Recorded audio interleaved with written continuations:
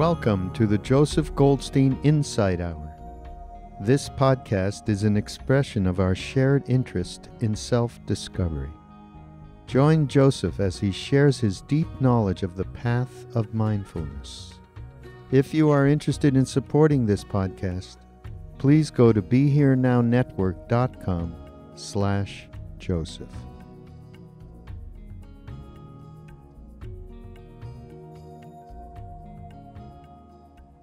So many aspects of the Buddha's teachings about the nature of suffering and the possibilities of freedom resonate easily with our common sense understanding of ourselves and the world.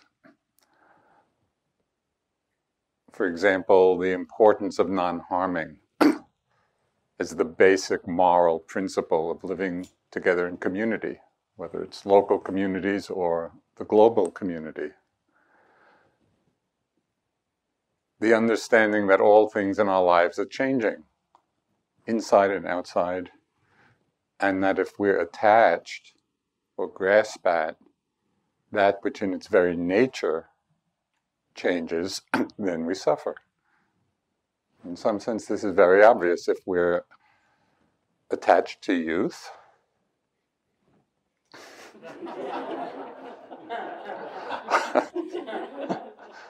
if we're attached, just for the recording, I nodded my head at that.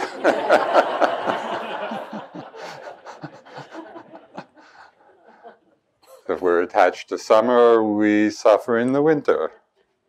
If we're attached to what's pleasant, then we suffer when things get unpleasant. So this is obvious. If we're attached to that which in its nature changes, there's going to be difficulties. So all of this really seems quite obvious, I think, to most of us, even if we're not always living that understanding, but it's not difficult to understand. There's one aspect of the Buddha's teaching, though, that offers a profoundly different perspective on things. Profoundly different view of ourselves and the world. And it's one that really challenges our entire worldview. And that is the deep understanding and realization of what in Pali is called anatta. And that's translated sometimes as non-self, or selflessness, or emptiness of self. And realizing anatta is in some ways the great liberating jewel of the Buddha's teaching. And over the years, I've given a lot of talks and written a lot about how this view of self is created in the mind. How the mind constructs this idea of self and how it sustains it. But tonight, what I'd like to do is to offer something of a collage of just reflections and practices that might help us, even briefly, to actually touch into the realization of it, so that we can experience a real taste of what selflessness means. So the first important understanding is that the self is not some existing thing that we need to get rid of. So our practice is not about getting rid of the self, because it's not there in the first place. The whole notion of self is an idea, it's a view, it's a perspective that we bring to our experience. It's not some thing that's residing within us. And of course, the Buddha talked of this view of self as being wrong view. So one of the great Tibetan meditation masters of the last century, his name was Dilgo Khyentse Rinpoche, and he was a teacher to His Holiness the Dalai Lama, and just an amazing teacher, and his writings are just crystal clear. So this is what he said about this. The idea of an enduring self has kept you wandering helplessly in the realms of samsara for countless past lifetimes. It is the very thing that now prevents you from liberating yourself and others. If you could simply let go of that one thought of I, you would find it easy to be free and to free others.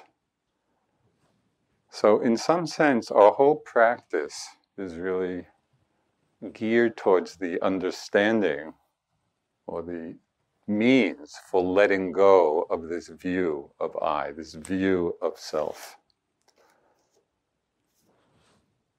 The Buddha offered a very brief, succinct, and clear practice for doing this.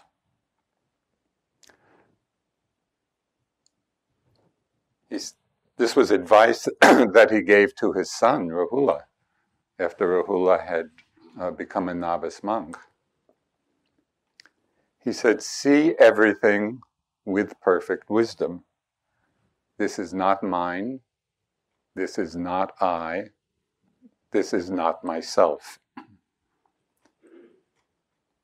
And maybe this one simple instruction would be enough if we could remind ourselves of it as we kind of ride the roller coaster of our life experience.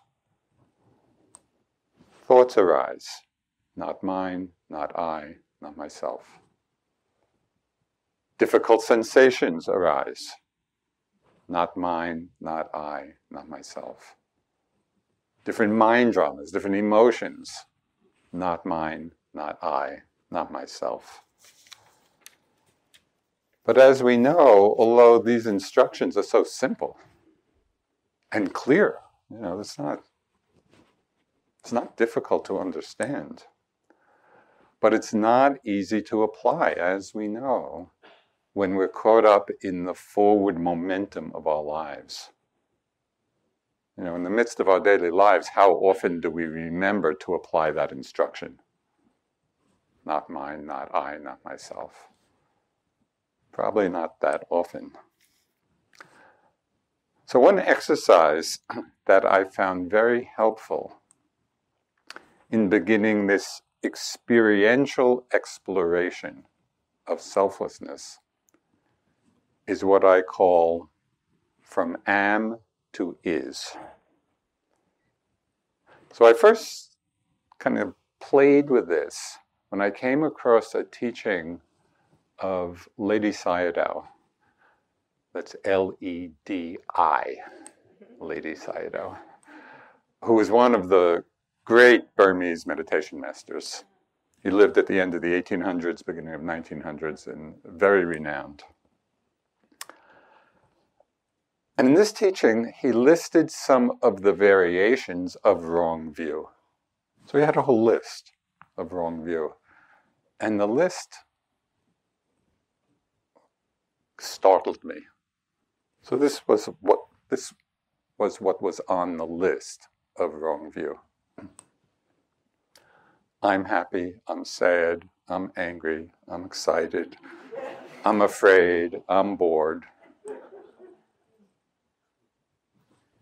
What was startling to me when I read this was that all these phrases were simply the common expressions of how we live. I mean, it's just so common, we're speaking with someone, oh, I'm angry today, or I'm happy today, or I'm this or that.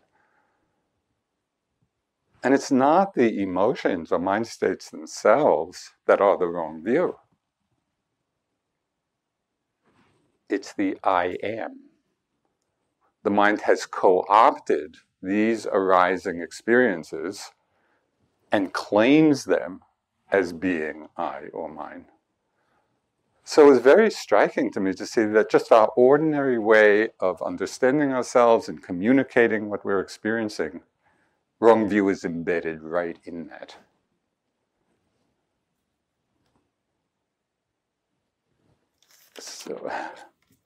So the first step that I found to be helpful in this from am to is was to really look at and watch out for the felt experience of I am. Just throughout the day, whether it's in formal meditation or just moving about, it might be the felt sense of I am in walking. We're just walking, even just going for a walk. And mostly there's that internalized feeling of I'm walking. Or as we're having different emotions, focus the attention on what it feels like when we're experiencing it as I'm angry, I'm happy, I'm sad, I'm excited. Or other mental activities, I'm thinking, I'm planning, I'm judging. You can make your own list of where the I am feeling is most predominant. Now, what's interesting about this is, since I am is really the default setting of our minds, almost any time we look, we can feel it. So it's not like you have to be on the watch for some rare esoteric arising. It's how mostly we were just living and we're feeling it. But very rarely are we paying attention to what it feels like. Right? It's just, that's what we take ourselves to be. So the first step in this is just tuning in from time to time of what it feels like.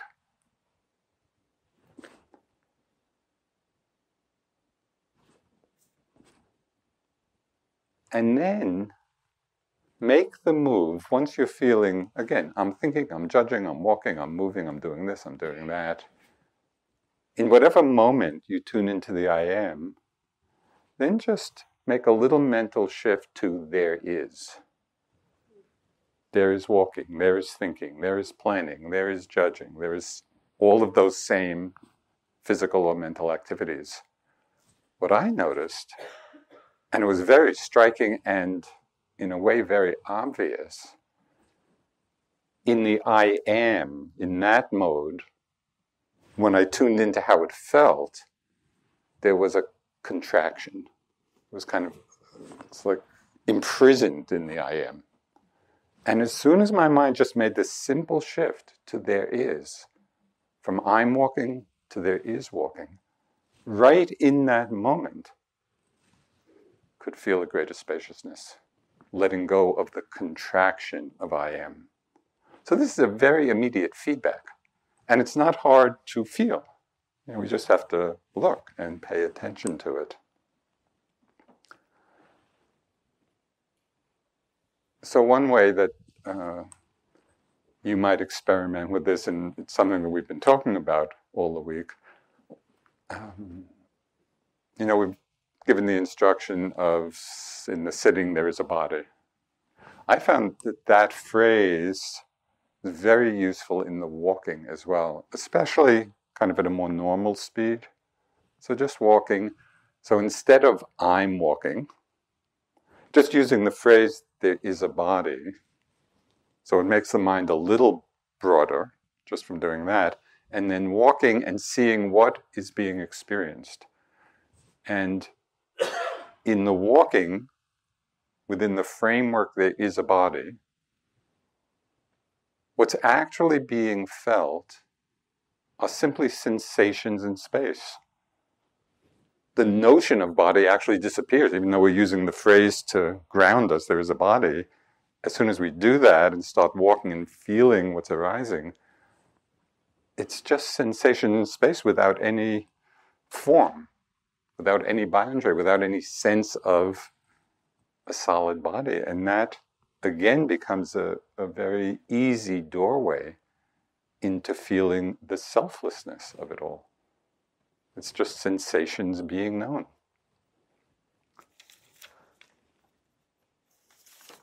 Although these are very simple exercises, as a way of just stepping out of the contraction of I am, they have profound implications. So this is from the Buddha. He said, by rightly understanding I am, one makes an end of suffering. The eradication of I am is the attainment of Nibbana here and now. So this is not an insignificant move. But what's surprising is we're just not really paying attention to it. And so this exercise from am to is, you might, if you're interested, just play with it in the course of a day. And notice the contraction of our usual way of being in the world, the I am. I'm doing this, I'm doing that, I'm feeling this, I'm feeling that. And in those moments when you feel that, then just shift to there is and notice the difference. Okay, so that's one little exercise you could do in terms of exploring the experience of anatta. The second experience, or the second exercise, is what I call dreaming oneself into existence.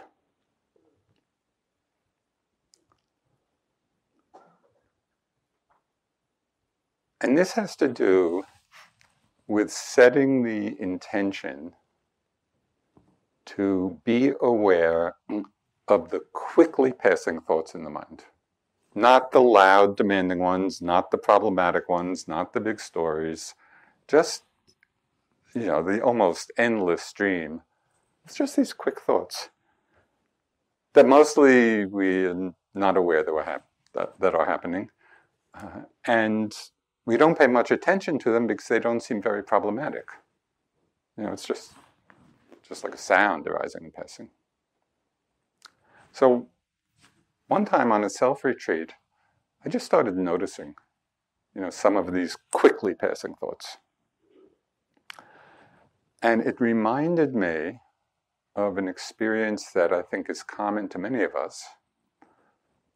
Do you know that moment sometimes when you first wake up in the morning, and then if you don't just jump out of bed, you might just go back into a dream state for a minute or two, and then wake up again.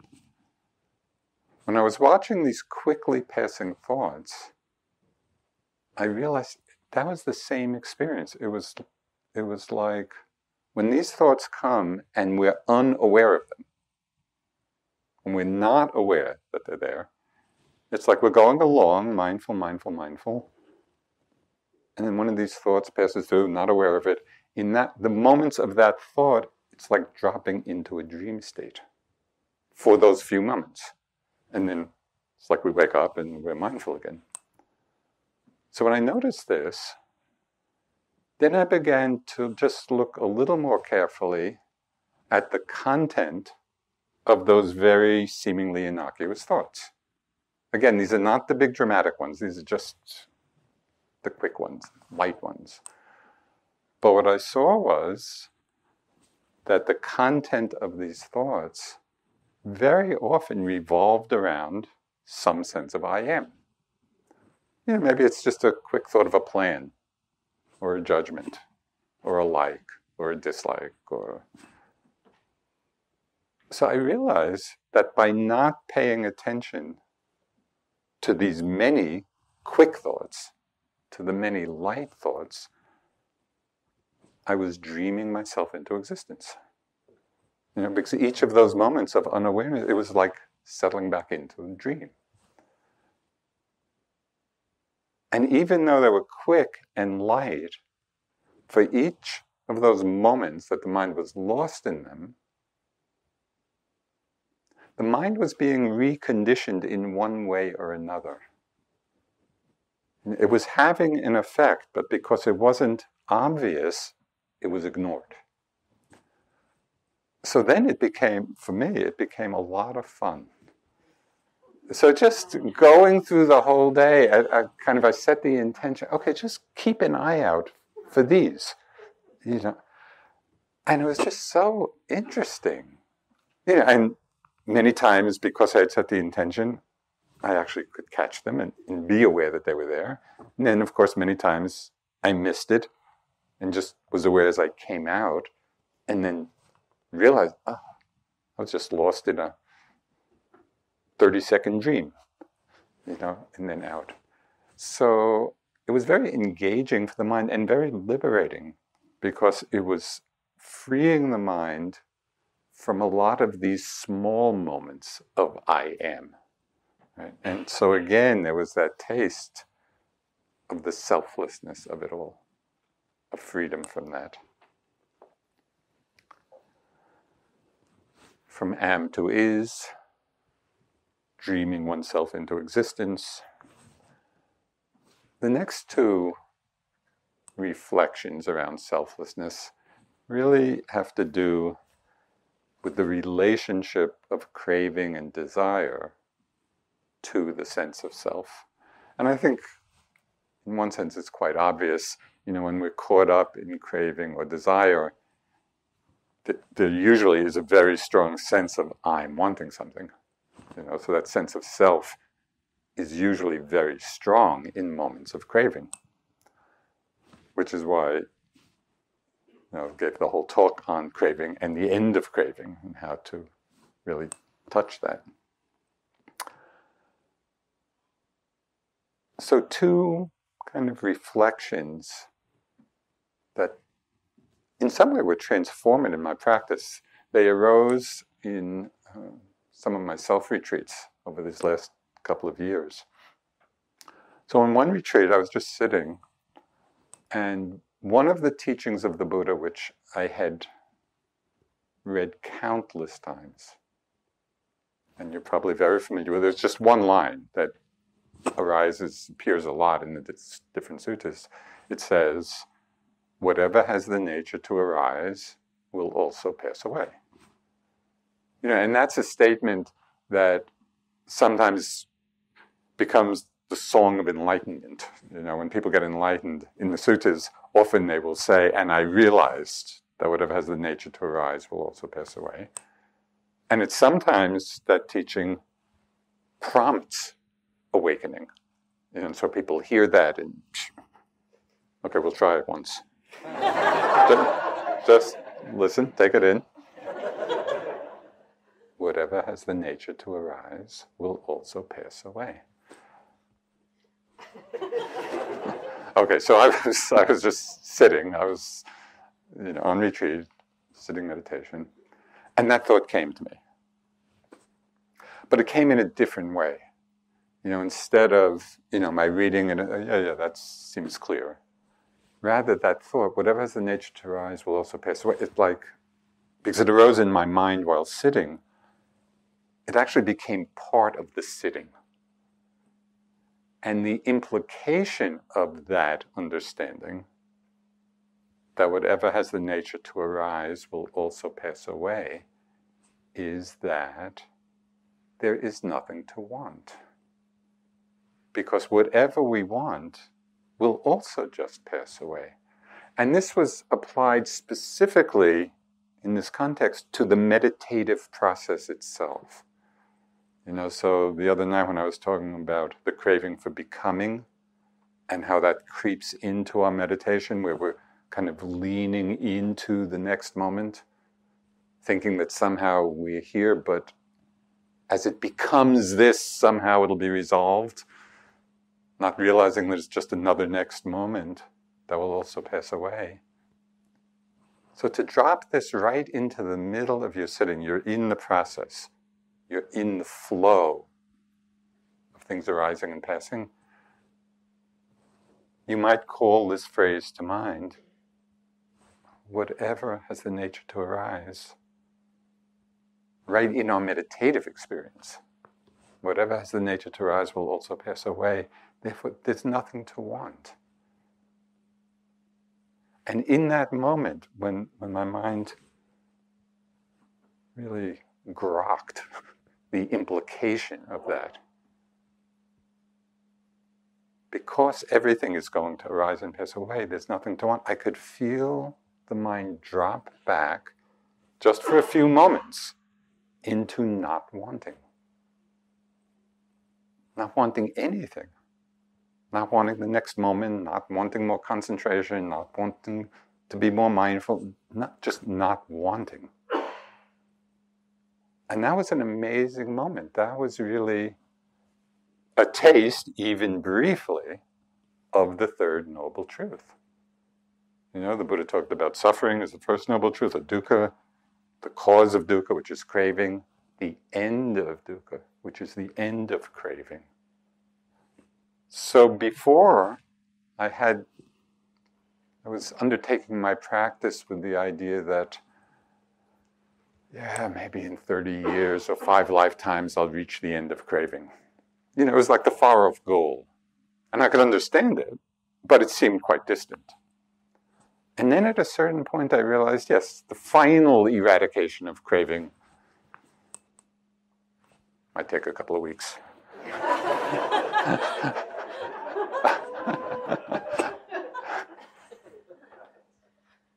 But we can actually experience the end of craving for a moment at any time at all. We can actually taste it, we can touch it, we can feel it, we can experience it. And it's really profound. There's nothing to want. And you can just feel the mind. It's like that. It just drops back. It drops back into peace. You can say it drops back into emptiness. It drops back into selflessness. It drops back into openness. It drops back into not wanting. So for me, that was really, it was a moment that has stayed with me, and I use it in my practice now, you know, just from time to time. I remind myself that and feel that connection to the experience of not wanting. And in that not wanting anything, there is no I am at all. There's no sense of self at all. It's really a moment of peace. It's a moment of completion. And even though it's just for a moment or two, it's real. You know, and so I would really encourage you to play with that and to touch that. And it's not hard to do. It's just remembering. So in the same vein, you know, of experiencing the selflessness of non-craving, of not wanting, of not leaning forward. I think it was mentioned either this morning or yesterday. I think it was Bart mentioning the lump of foam. You know, and so the Buddha gave 5 images for the different aggregates, you know, which comprise the mental, physical phenomena. So he called the body is like a lump of foam. This is not foam rubber, you know, on foam on water. And then as Bob mentioned, Vedana feeling was bubbles in a stream. Perception is like a mirage. All mental formations are like a plantain tree or a banana tree. The trunk, there has no core to the trunk. The trunk is just concentric leaves. You know, so when you go to the center of it, there's nothing there. The center is empty. And then consciousness as a magic show. So again, I had read these images many, many times. But I always took them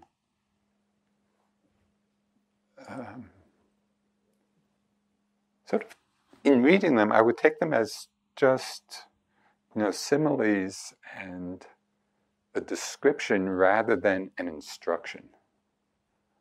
But in this one retreat, it came to mind because I had read it so often. So I took it as an instruction, as was suggested this morning, because sometimes images are very powerful. And so I'd be sitting, feeling the body, you know, just feeling the flow of sensations in the body. And, oh, the body's like a lump of foam. And that was just what it felt like. It just, you know, just the bubbling of different sensations arising and passing. But again, there was a further implication.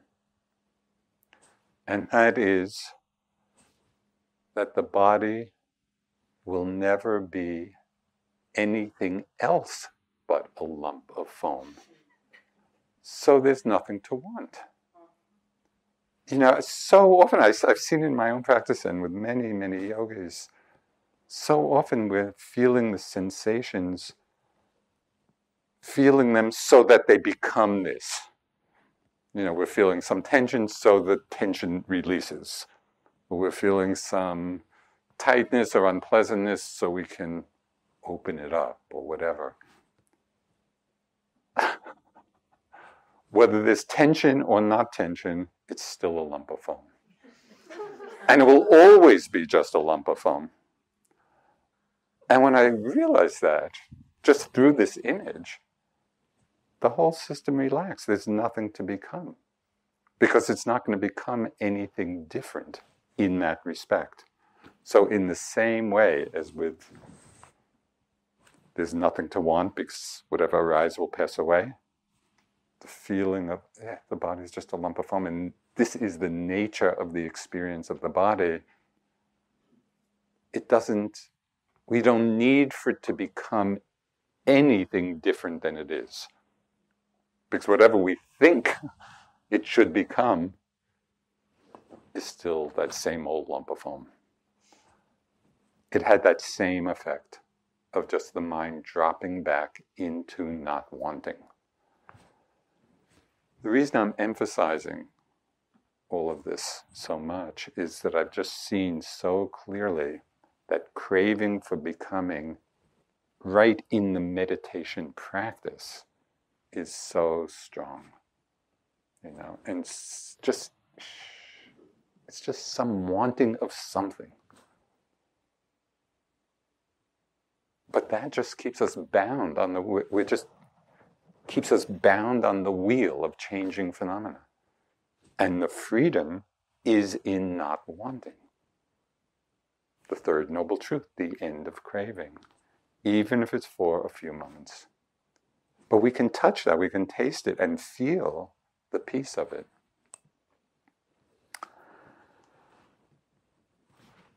From am to is, dreaming oneself into existence.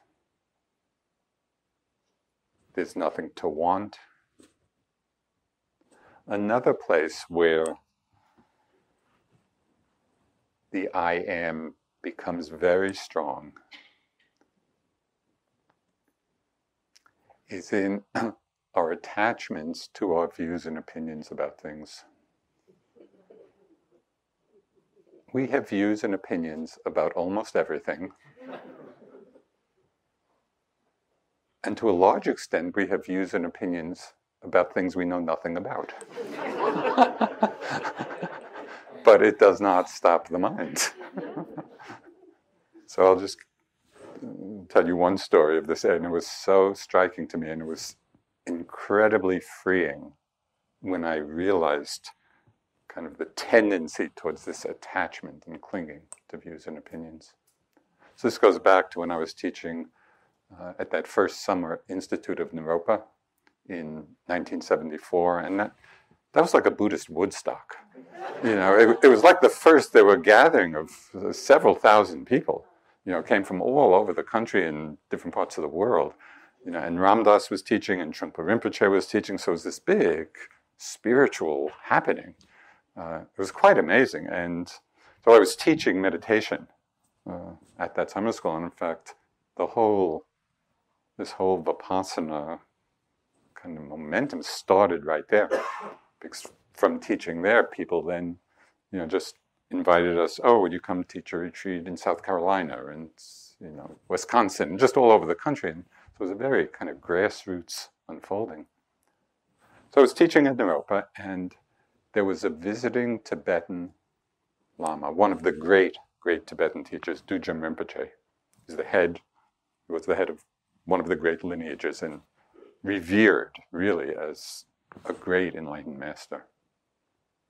And I saw a poster for a talk that he was giving. And somewhere on the poster, it said, Dujam Rinpoche, and I'm not sure I'm quoting it exactly, but the basic message was, incarnation of Sariputra. Now, Sariputra was the chief disciple of the Buddha, second only to the Buddha in his awakening and enlightenment. He was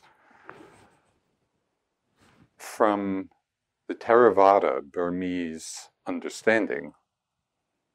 Arhants, enlightened beings, are not reborn.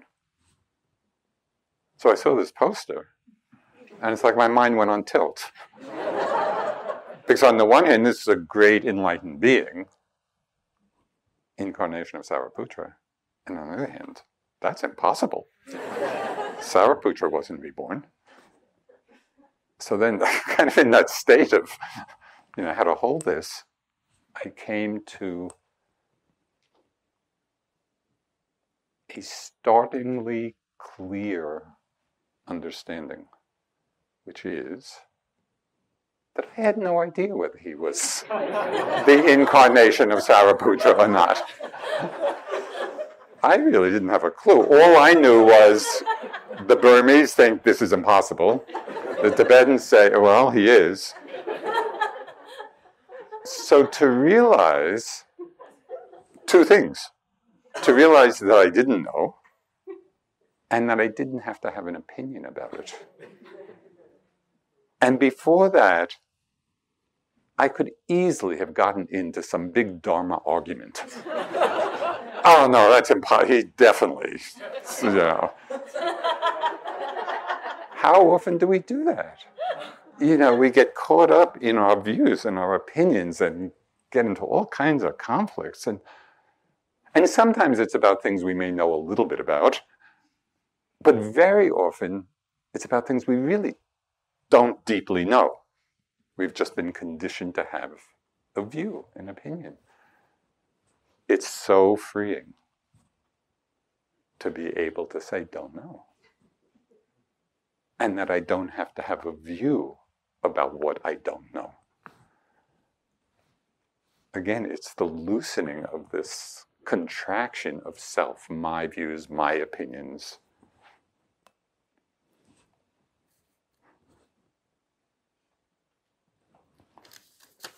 Kind of a corollary of this, which is a little different, but in the same vein.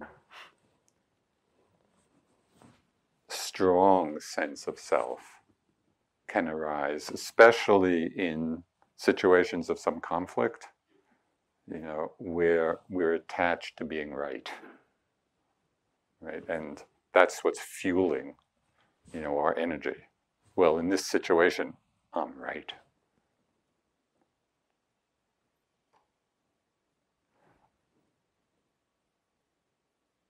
I would really pay attention to those moments, because even if one is right in some particular context, the attachment to that, I'm right, is a contraction. We really are narrowing ourselves and contracting ourselves, and it makes real communication impossible. So I would just, pay attention to those situations and see if it's possible to let go of that sense, that attachment to being right. And think of some expression which somewhat in vogue in spiritual circles. Would you rather be right or be free? Right? And in those moments, if you pay attention to the difference, it's a no-brainer. Okay. So perhaps the subtlest hideout of the sense of self, the one that's the most difficult to see,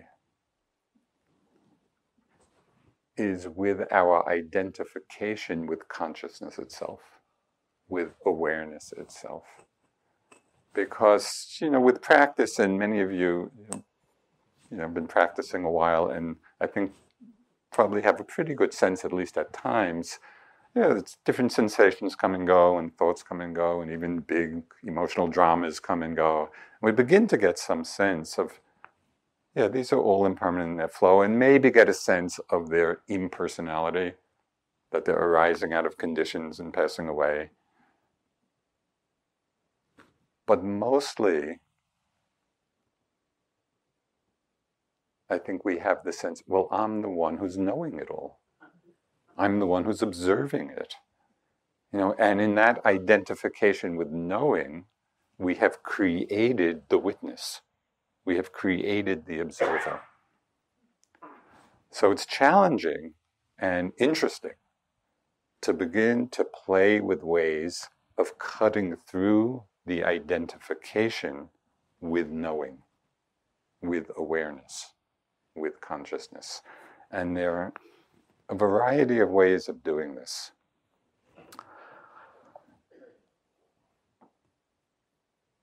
And the different techniques or methodologies for cutting through,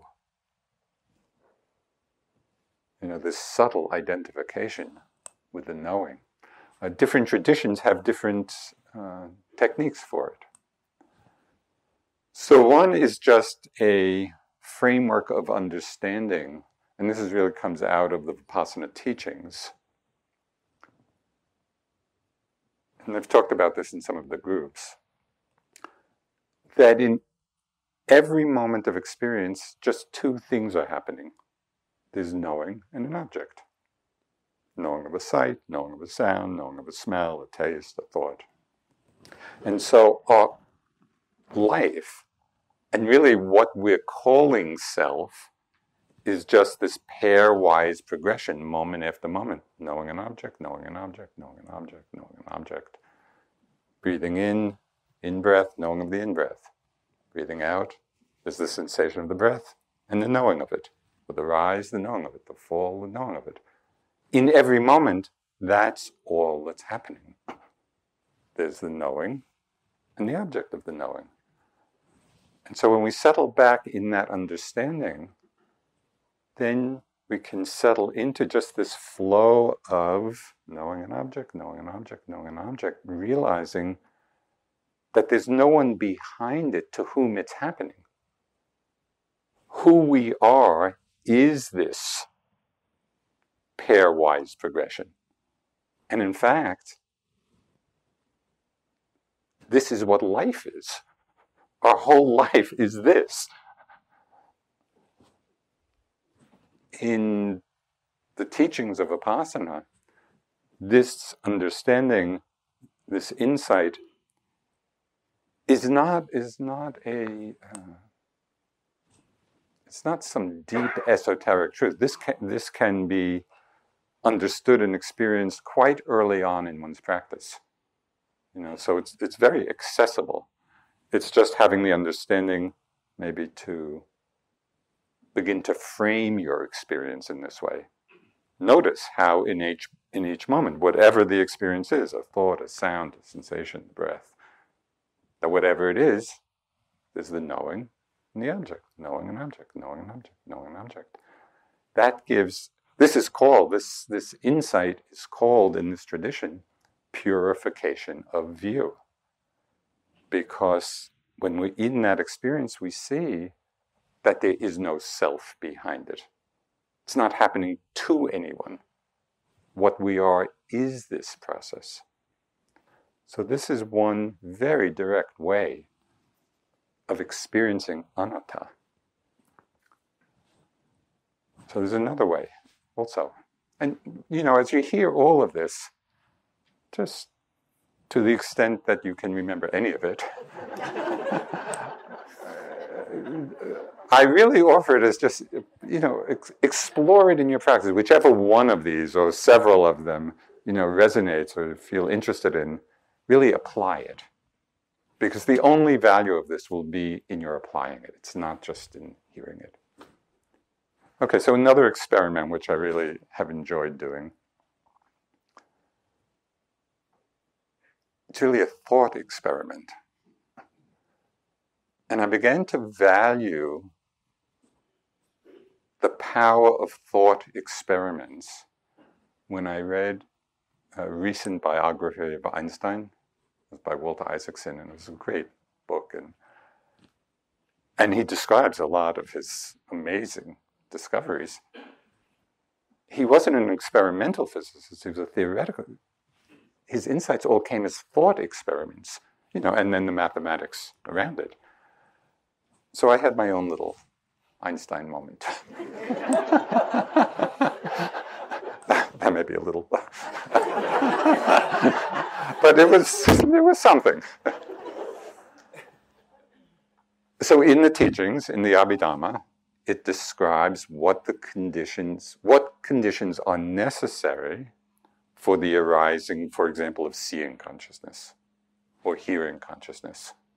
So it's a very clear description. These particular causes are there, conditions are there, then seeing consciousness will arise. So for that to happen, it's said that we need 4 things. We need an eye that is in working order. We need light. We need attention. And something has to come in our field of vision. So if those 4 conditions are there, seeing consciousness will arise. We'll know the sight. Right? The eye, light, attention, and something crossing. So I was just walking around the loop. And I was just playing with my mind, as I like to do. So I just made the experiment, because I was seeing, as I was walking, I was just seeing. So I had the little thought experiment. Well, would I be seeing if there was no light? I just took different of the conditions away, in my mind. No, if there was no light, I couldn't see anything. Or if there was no eye, I couldn't see anything.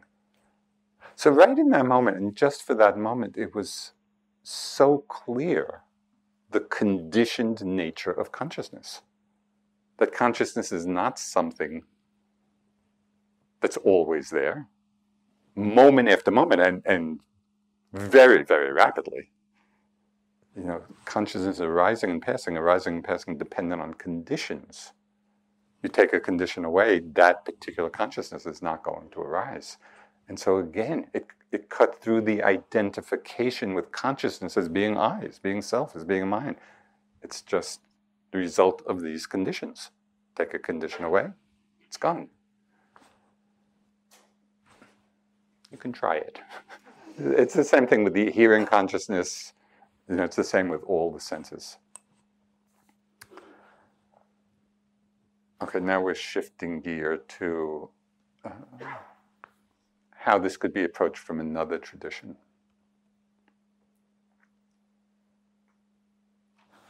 Just want to back up a little bit. In meditative experience and in different traditions, consciousness or awareness is described in different ways. So in some traditions, it's really described as this momentary arising and passing, as I described. In other traditions, awareness is described more as a field. And sometimes in the instructions, might be using that kind of language, things arising in awareness, as if awareness is the field in which things are happening. So these are just different, you could say, metaphysical descriptions of the experience of awareness. And it reminds me somewhat of how light can be described as either a wave or a particle, depending how it's observed. So rather than getting caught in one is right and one is wrong, it's just sometimes we have the experience of awareness as being a field, sometimes we have it really seeing the momentariness of it. In both cases, and the reason that distinction is not that important, in both cases, the necessity is to find some way of not identifying with it. Right? So that becomes, in some sense, easier if we're seeing the momentariness, because then it's clear, it's just arising and passing moment after moment. It's a little more difficult to not identify with the field, but there are ways to do it. And there's one very famous Zen exchange where, Bodhidharma was the great master who brought Buddhism from India to China. And he was just living in his cave and facing the wall for 9 years. And then this guy, this pronunciation may be wrong. It's spelled Huike. So I don't know, Huike. My Chinese is a little rusty. But he became the great disciple, Bodhidharma. So Huike comes and very tormented. He's just in a lot of suffering. And at first, Bodhidharma just dismisses him, but Huike is just really, please, please help me. So this is the dialogue. First, it's just a few lines. And the last line is it's a moment of realization, but often people hear it as a Zen witticism, and so kind of they see in a way, the humor or whatever. Don't listen on that level, because it's saying something very profound. And so try to listen to it on that level. So Heike comes to Bodhidharma and says, I'm in so much suffering. Please pacify my mind.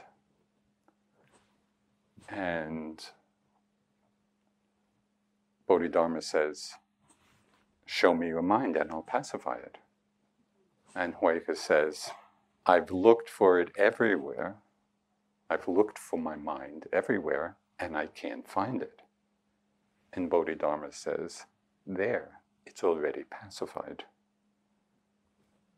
So right there, and this is also in some of the Tibetan teachings, in the Dzogchen teachings, one of the exercises they have people do is to look for your mind. Can you find your mind? And you look for it, there's nothing to find. And as one of the great Tibetan teachers said, the not finding is the finding.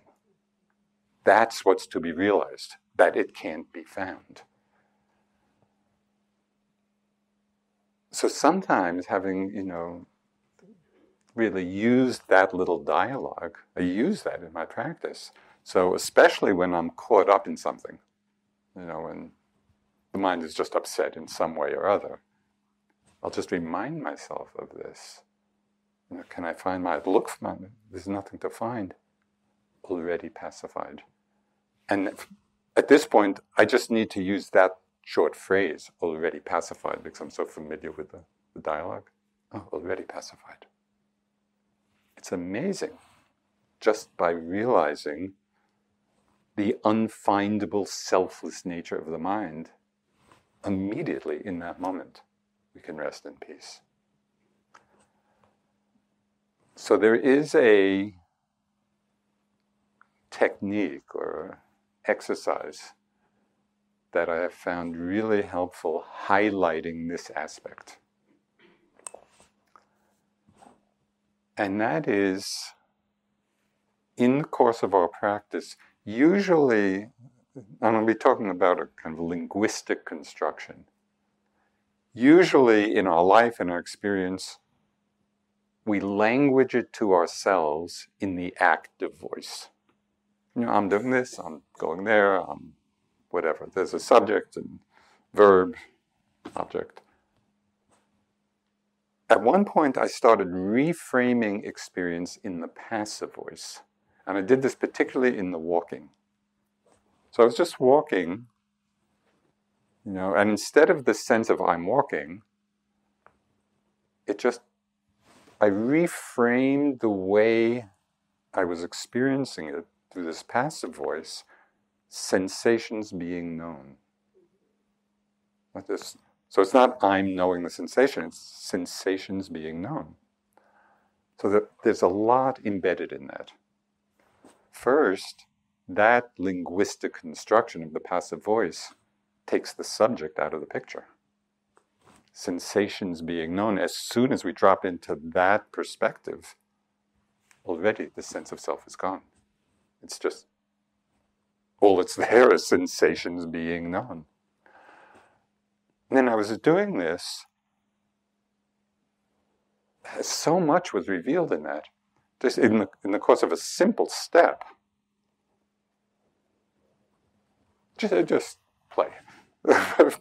If you move your arm for a moment, and just with that frame, just feel the sensations being known. It's effortless. It's completely effortless.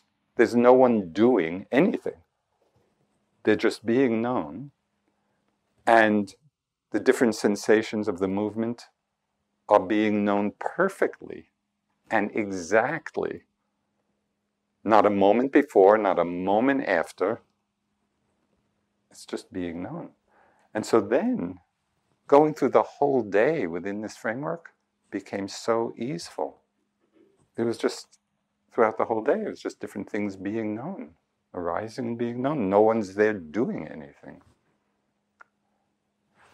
So if you like, for me, this completely changed, particularly the walking meditation, because the movement is so clear and obvious, and so you're just walking and the sensations of the movement being known. It's very easy to get into that framework. So if it interests you at all, I would just experiment with that and play with it, and at whatever point it just becomes natural and easeful, because there's nothing special here. You don't have to, there's nothing you have to kind of look for. It's just things are being known. It's so simple and so easeful. So if you do decide to play with it a little bit and you drop into that place of ease with it, then you could ask a further question. Once you're just in that rhythm, okay, so that's just sensations being known, and then you could drop in the question, known by what? And just known by what? There's nothing to find. So this is the great mystery of consciousness. There's nothing to find, and yet the knowing is happening. It's quite remarkable. And just what's so interesting is that it's so easy to go through our whole life and never even be investigating just this very basic aspect of what it means to be alive and to have experience and what consciousness is. And our whole practice just opens these doors. So the Austrian philosopher Wittgenstein, he had a great line about this, which is very relevant to our practice. He said, "The sense of a separate self is only a shadow cast by grammar." The sense of a separate self is only a shadow cast by grammar. Our language so conditions our understanding. And that's why just this simple little play of going from active voice to passive voice, the grammar changes, the experience changes. And it really is a doorway into understanding the empty, selfless nature, of our lives. Everything, the experience. Okay. I can't let a retreat go by without mentioning my favorite story of the Big Dipper, which I've been talking about for the last 40 years. So, the Big Dipper is up in the sky. I'll spare you the whole story, but clearly there's no Big Dipper in the sky. It's a concept. Right? We see a certain pattern and we put concept on it, Big Dipper. Okay. When we realize that there's no Big Dipper, it's just our own mental construct. Does anything change in the sky? Everything is exactly as it always was. You could think of the concept Big Dipper as being analogous to the concept of self. The concept of self is a construct. There is a certain pattern of mental physical elements. We see the pattern, just like we see the pattern of stars. We put a concept on it, self, I, this is me. But in realizing that it's just a concept, everything is exactly the same. It's just we're seeing it differently. We're seeing it more clearly.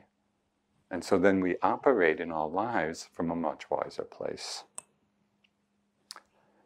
So I'd like to close with two little teachings. They're both from Tibetan teachers. One highlights the importance of understanding that even though I would say the depth of our practice or the liberating power of it is to see and understand the selfless nature of it all. That experience is not happening to anyone, but rather what we call self is the process, this changing process. But it's also to understand that on a relative level, we can use the concept of self. So it's not that the conventional way we understand things and the way we language things and the way we talk to one another, on that conventional level, it's fine to be using this notion. So this little teaching points to that. It's not that you're not real. We all think we're real, and that's not wrong. But you think you're really real. You exaggerate it. So I like that because, yeah, we're real in the conventional way that we all know. And that's fine. But we have to get to that other place of realizing we're not really real in that way. Okay, and so this last piece is from Dilgo Khyentse Rinpoche, and it points to the connection between the realization of selflessness and love and compassion, because these two are intimately related. So he said, when you realize the true emptiness of phenomena, you will spontaneously feel an all-embracing compassion for all beings who are immersed in samsara's ocean of suffering because they cling to the notion of an ego. This troublesome ego, this sense of self, which is so concerned about itself, has in reality never begun to exist.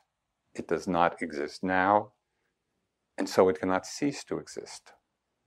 That's the whole thing. It's not there in the first place. So it's not something we have to get rid of. Not the slightest trace of it can be found. When you recognize this empty nature, therefore, any notion of there being an ego to dissolve vanishes. So it's not that we have to get rid of it. And at the same time, and this is the line that just...